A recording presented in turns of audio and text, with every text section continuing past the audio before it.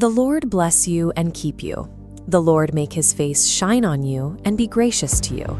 You have likely heard this famous priestly blessing before. It originates right here, early in the book of Numbers, establishing the precise spiritual and communal order God intended for the Israelites. To understand why this order is necessary, we have to remember what these people just escaped. For 4 centuries, they existed under the brutal thumb of the Egyptian Empire, surviving a life of absolute slavery. Now free and camped at Mount Sinai, they received their first major directive, a massive census. Found in the very first chapter, God orders Moses to count the people. The goal is to forge a highly organized, formal military force out of a fractured population of former slaves. They are going to need that discipline. The route to the promised land of Canaan requires them to march through the Sinai wilderness, a harsh, desolate, and entirely unforgiving terrain that will test their endurance at every step. Despite the brutal heat and dust, the initial plan succeeds.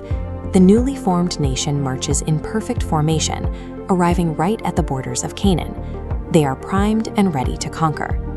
This initial, highly successful military organization proves that God intended a rapid, disciplined transition into their new homeland. The setup is flawless, which makes the ensuing collapse entirely self-inflicted. Before launching an invasion, Moses makes a strategic military decision. He selects 12 tribal leaders and sends them as spies to scout the land of Canaan. 40 days later, the intelligence report is disastrous. 10 of the 12 spies return in a state of absolute terror. They spread panic through the camp, claiming the cities are impenetrable fortresses and the inhabitants are towering giants.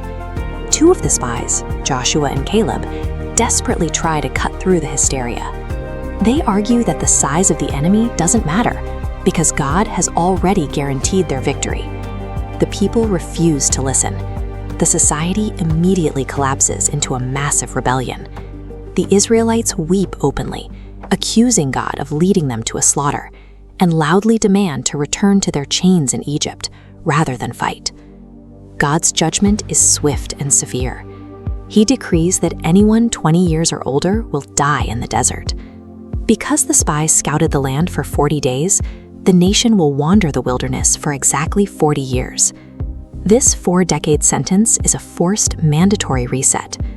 The old guard, deeply infected with a slave mentality and paralyzed by fear, has to die off to make way for a bold new generation.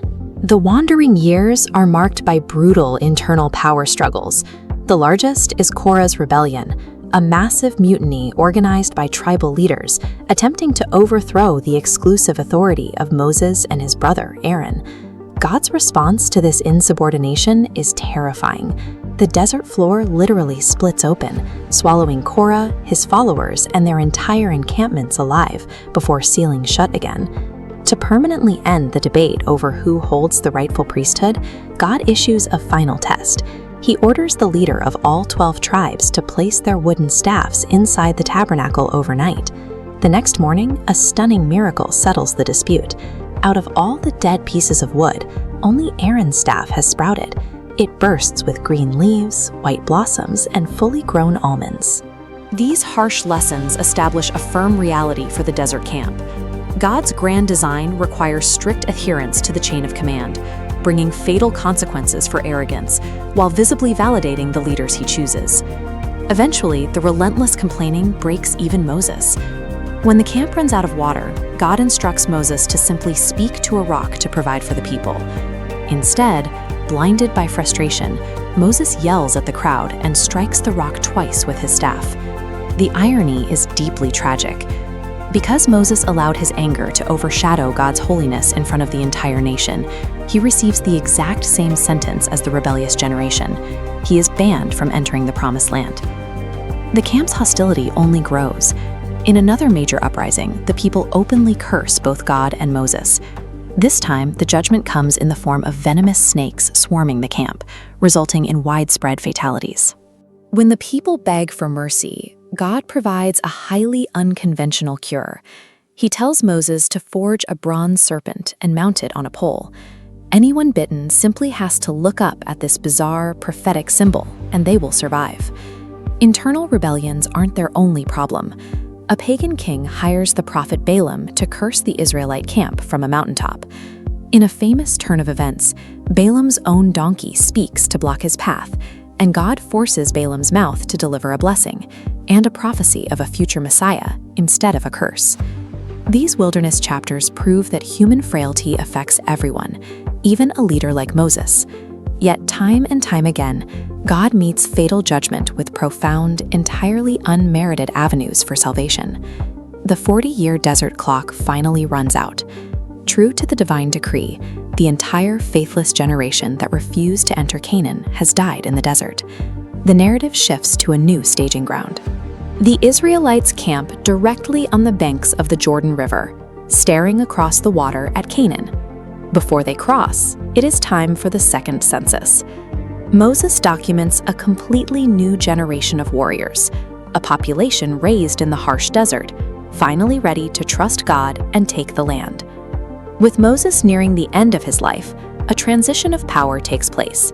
He officially commissions Joshua, one of the only two original spies who showed faith 4 decades earlier, as the new commander of Israel. Preparations begin. The land is divided, and God establishes 6 cities of refuge for fair trials. Interestingly, Reuben, Gad, and Manasseh settle east of the Jordan, agreeing to cross the river and help conquer the main territory first. The entire book of Numbers delivers a sobering historical reality. Human disobedience and disbelief can severely delay God's blessings, but they are powerless to destroy his ultimate plan. Through 40 years of complaining and mutiny, God remained relentlessly faithful. He fed millions of people with daily manna from the sky, pulled fresh water from dry rocks, and miraculously prevented their clothes and sandals from wearing out in the harsh terrain. The Book of Numbers serves as a vital historical testament. It proves that while God enforces perfect justice and demands discipline, his continuous grace is the true force that prepares and sustains the next generation for the promises ahead.